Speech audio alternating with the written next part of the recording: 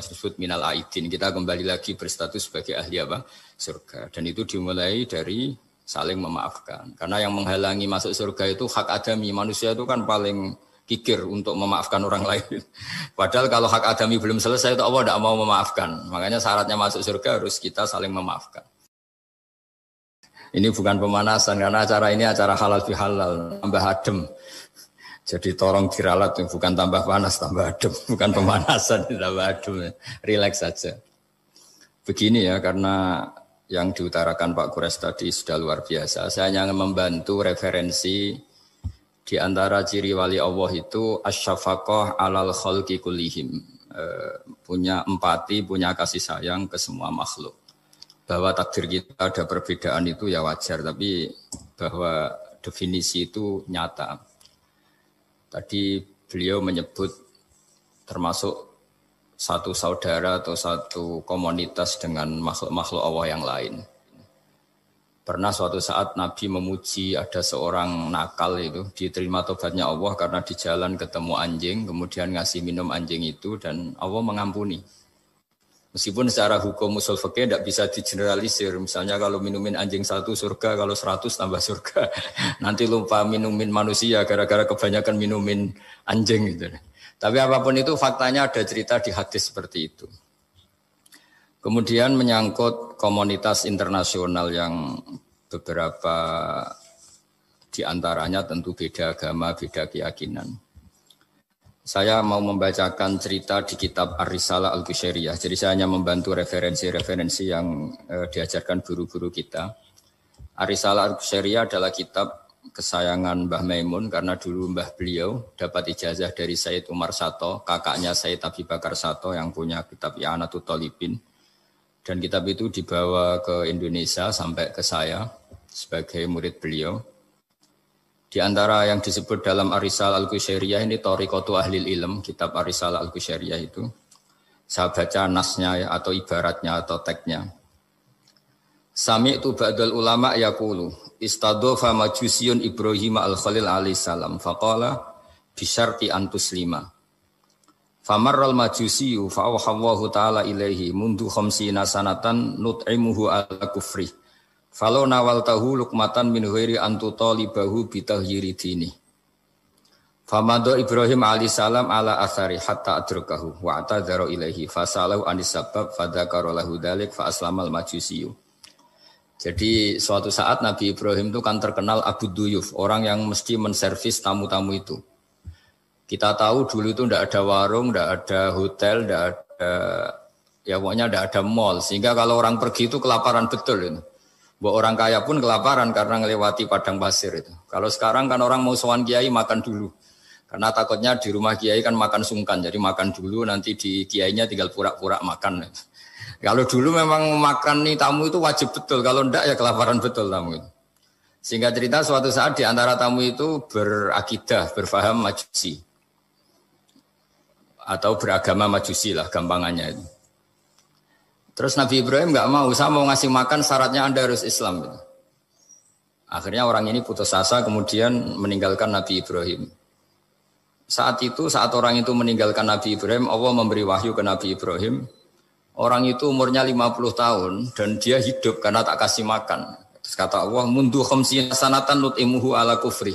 Saya yang Tuhan saja ngasih makan dia 50 tahun tanpa syarat dia harus Islam. Kamu baru dimintai makan sehari mensyaratkan Islam. Walhasil terus Nabi Ibrahim ngejar orang majusi itu terus monggo-monggo makan di rumah saya. Singkat cerita terus orang majusi itu tanya kenapa Anda berubah pikiran.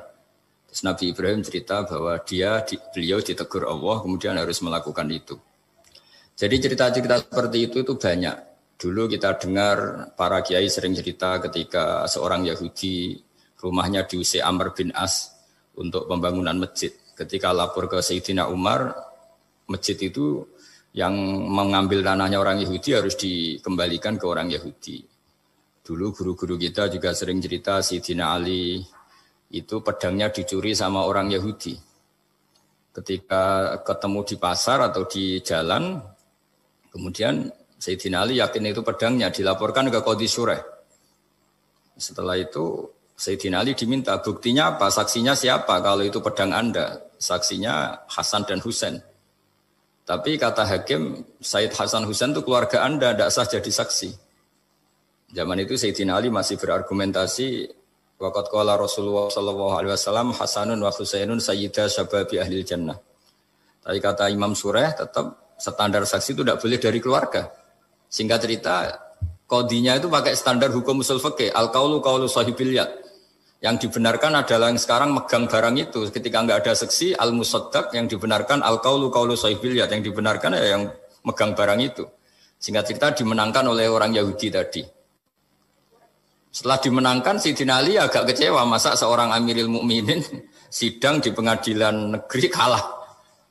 Tapi orang Yahudi tadi akhirnya insaf, sadar sampai masuk Islam. Sampai beliau ngendikan, bihada taqumus sama wal ard. Karena ini langit dan bumi berdiri karena keadilan itu. Jadi ini cerita-cerita referensi yang bisa menolong teman-teman siapapun berkomunitas internasional.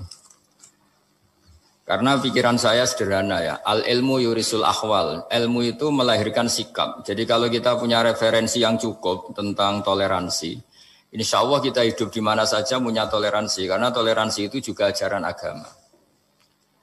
Di antara yang diceritakan para guru-guru kita adalah ketika Nabi mau dibunuh oleh orang namanya Daksur. Atau Duksur siapa, enggak tahu KTP-nya saya. Kiai-kiai kalau baca Daksur. Ketika beliau sedang santai di satu tempat, tahu-tahu ada orang yang mengambil pedangnya, kemudian bilang, Mayyamna'uka minni ya Muhammad. Sekarang Anda sama saya berdua, siapa yang bisa menghalangi kamu? Nabi dengan rileks menghentikan Allah. Kemudian si Daksur ini gemetar, pedang jatuh. Kemudian diambil Nabi. Sekarang ya Daksur Mayyamna'uka minni, yang bisa menghalangi kamu siapa? Orang itu bilang la ahada, tidak siapapun.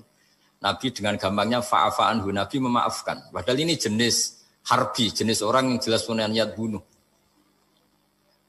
Terus artinya kita-kita yang ngaji di pesantren, saya ngaji di Mbah Maimun, punya Bapak Kiai Nur Salim, semuanya ngajarkan bahwa di mana-mana perang kekerasan itu ya karena kita diperangin. Udina lilladzina yuqatalun, karena kita diperangi kita boleh perang.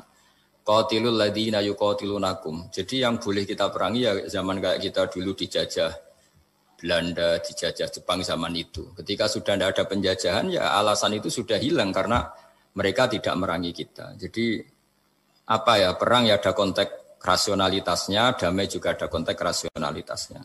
Tapi karena kita punya tradisi referensi, teman-teman yang di Jerman tak bantu, tadi ada kitab Ar-Risalah Al-Qushairiyah, terus ada beberapa cerita-cerita tadi kayak Daksur. Kalau ayatnya jelas ya, jelas qatilul ladzina yuqatilunakum wa in janahu lisalmi fajnah laha wa tawakkal 'ala Allah. Bahkan seperti yang diceritakan Profesor Quraisy tadi, yang sedang kita benci pun bisa saja suatu saat teman. Dalam surat Mumtahanah itu atau Mumtahinah ada ayat asawwau ayyaj'ala bainakum wa bainal ladzina ataitum minhum mawaddah. Bisa saja orang yang sekarang kamu benci suatu saat kamu cintai. Wallahu qadir, itu Allah Maha Kuasa. Dan tadi saya menambahkan yang dikatakan Profesor Quraisy tentang belajar. Dulu Nabi itu enggak puasa Asyura. Tapi ketika datang ke Medina, orang-orang Yahudi itu puasa Asyura. Coba tanyakan ke mereka, kenapa puasa tanggal 10? Terus mereka menjawab, Yaumun najawwahu fi Musa, itu hari yang Allah menyelamatkan Nabi Musa. Terus fa'amara bisyami, kemudian Nabi menyuruh sahabat puasa. Artinya dulu itu segampang itu hidup, itu sesuatu yang baik, apa ya sudah ditiru. Meskipun kita tahu Nabi itu tentu mustaqil bil istihad, Nabi itu orang yang mandiri. Tapi memberi percontohan kita betapa gampangnya kita seperti itu. Dulu ada seorang Yahudiyah meminta sama Sayyidah Aisyah dan dikasih. Ketika dikasih, dia mendoakan semoga kamu Aisyah selamat dari siksa kubur. Zaman itu Sayyidah Aisyah itu belum tahu tentang siksa kubur sehingga beliau engkar, enggak percaya. Tapi setelah Rasulullah datang dan diceritanin, Nabi, oh iya siksa kubur itu ada. Dan semenjak itu Nabi selalu isti'adah minta perlindungan dari siksa kubur. Jadi dulu di komunitas-komunitas beda agama sesuatu yang benar ya dibenarkan. Makanya kaidah umum dalam interaksi antar agama itu la tusaddiquhum wa la tukadzibuhum, ya kamu jangan bilang iya, jangan-jangan enggak, ya jangan bilang tidak, jangan-jangan iya. Jadi aturan ilmunya jelas la tusaddiquhum wa la tukadzibuhum. Ya artinya sesuai referensi ilmu lah kira-kira begitu. Terus yang terakhir Ini saya mohon maaf sama komunitas di Jerman karena saya ini pura-puranya aja sibuk. Karena saya kira ini seberapa jam lagi saya ngajar ini. Nanti kalau saya tidak ngajar di sini yang ngundang agak-agak dosa. Jadi supaya sama-sama tidak dosa ini saya ya nuruti jenengan. Tapi ya karena saya ngajar ini juga yang datang orang macam-macam. Ada yang Kalimantan, Sumatera mau ngaji di sini. Ini seberapa jam lagi saya ngaji Sahih Muslim. Yang terakhir ini di halaman Kitabu Adabil Ulfa wal Ukhuwah halaman 285 dalam Ihya juz 2. Jadi kitab saya juz 2. Mungkin kalau beda cetakan yang jelas ikut Kitabu Adabil Ulfa wal Ukhuwah. Di sini diterangkan oleh Imam Ghazali dengan beberapa riwayat yang disebut al-jiranu salasatun. Bertetangga itu ada 3. Jarun lahu hakun wahid. Ada tetangga yang punya hanya 1 hak. Wajarun lahu haqqani wajarun lahu salah satu hukukin. Terus beliau cerita yang punya 3 hak itu ya tetangga, ya seagama, ya masih ada hubungan kerabat. Yang punya 2 hak ya tetangga, ya seagama. Terus wa amal ladzi lahu haqqun wahid fal jarul musyrik. Yang punya hak 1 itu tetangga yang beda agama. Jadi intinya tetap dikasih hak meskipun beda agama. Sampai diantaranya disebutkan juga di halaman 287. Imam Ghazali ngendikan beliau berfatwa dan beliau bercerita Rawahu Umar bin Shu'aib an Nabi an Jaddih anin Nabi. Terus qala Mujahid kuntu inda Abdullah bin Umar wa ghulamun lahu yaslahu syatan faqala ya ghulam idza salakhta fabda bijarinal yahudi. Abdullah bin Umar itu sedang memasak kambing atau itu pembantunya ini sedang nguliti kambing. Itu pesannya Abdullah bin Umar ya ghulam idza salahta fabda bijarinal yahudi. Nanti jangan lupa tetangga kita yang Yahudi. Ini di Ihya halaman 287.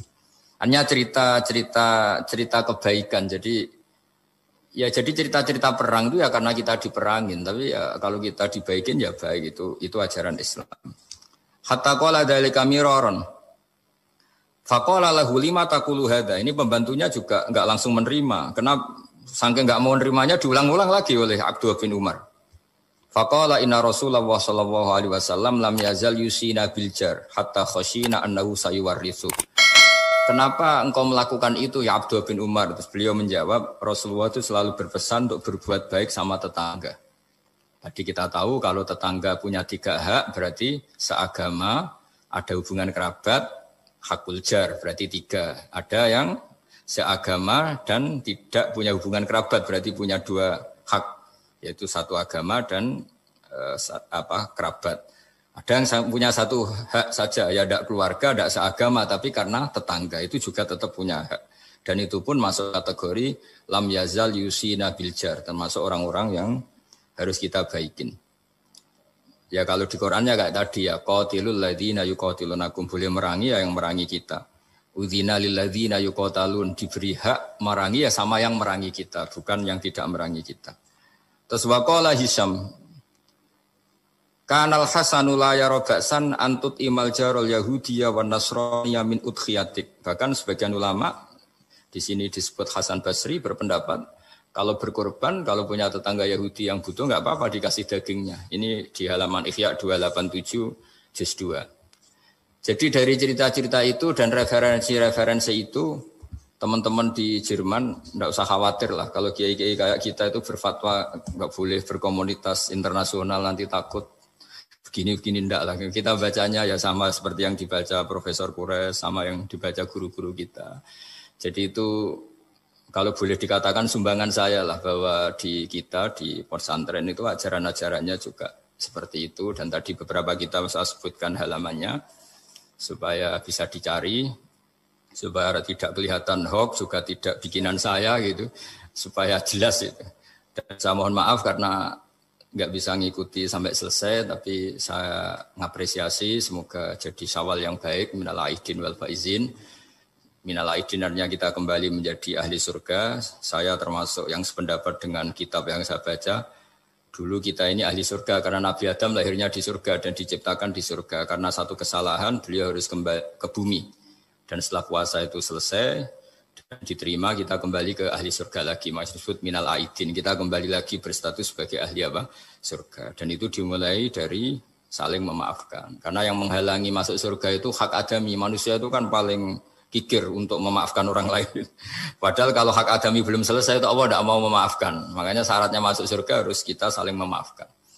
Dengan cara seperti itu insya Allah kita minal aidin wal faizin. Jadi mohon maaf sekali lagi mohon maaf karena saya tidak bisa ngikuti sampai selesai karena saya harus ngaji. Karena bukan papa ya memang harus. Andaikan sunat itu mungkin saya tinggalkan. Mohon maaf sekali. Wassalamualaikum warahmatullahi wabarakatuh.